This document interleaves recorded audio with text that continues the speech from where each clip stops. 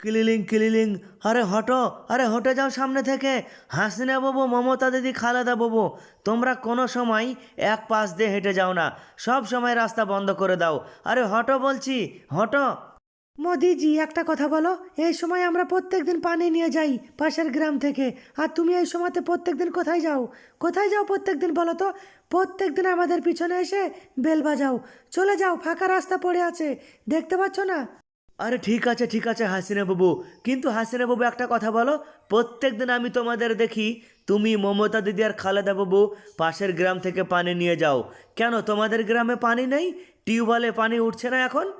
না মোদিজি, এখন টিউবওয়েলে পানি উঠছে না, হালকা হালকা গরম পড়েছে, পানি ওঠা বন্ধ করে দিয়েছে।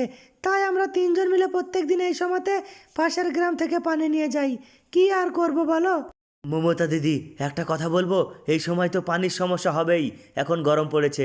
কিন্তু একটা কথা বলো, তোমাদের গ্রামের চেয়ারম্যান, নেতা, মন্ত্রী, মেম্বার, ওদের সঙ্গে কেন কথা বলছো না?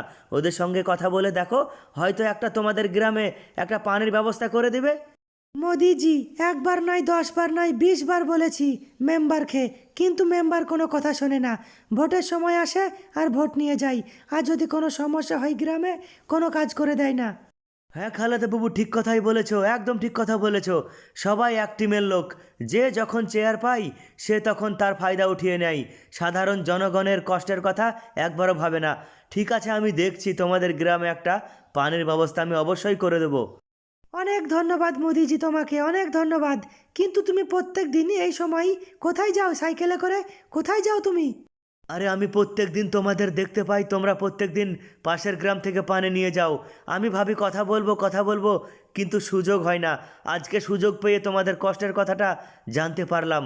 এবার আমি তোমাদের একটা পানির ব্যবস্থা করে দেবো। বন্ধুরা, ভিডিওতে লাইক করো, শেয়ার